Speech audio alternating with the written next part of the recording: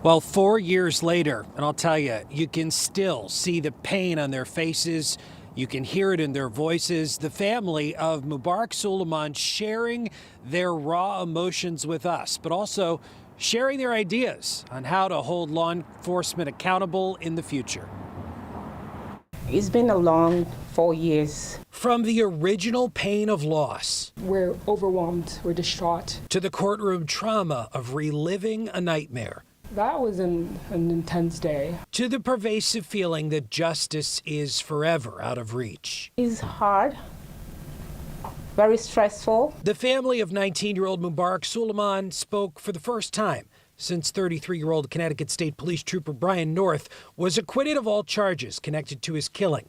What would they say to him? No comment. And while the criminal trial is over, a civil lawsuit will now move forward as a final plea for accountability. We're going to move on. We have another step to take. It was January of 2020 when Soulemane, in the midst of a mental health episode, led police on a chase in a stolen car down I-95, crashing in West Haven. Police officers obviously do not have the training to deal with those who suffer with mental illness. Troopers surrounded the vehicle, and less than a minute later, Trooper North fired 7 shots. North claimed he thought Soulemane lunged at officers with a knife. He stepped out of that car, and within 36 seconds, he shot 7 gunshots to my brother, who was seated in a car with the windows up. That should say it all. The Office of the Inspector General said officers failed to de-escalate the situation and deemed the use of deadly force unjustified, saying no officers were in danger because Soulemane was contained in the car. The real justice would be my brother being here today and not having been killed so ruthlessly the way he was by Brian North. Criminal defense attorney Mark Ahrens told Fox 61 the issue of qualified immunity for police officers should be scrutinized.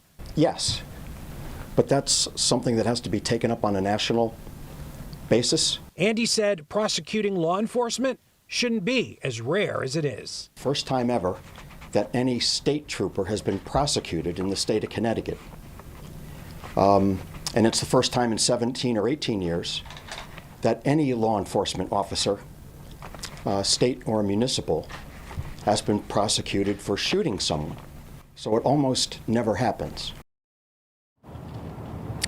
And Attorney Ahrens told me he hasn't spoken with any members of the jury, but he did say that as this civil suit moves forward, it should be easier in that case because the burden of proof will change from beyond a reasonable doubt to a preponderance of the evidence. He also told me that their legal team is willing to consider a settlement to avoid relitigating and re-traumatizing the family.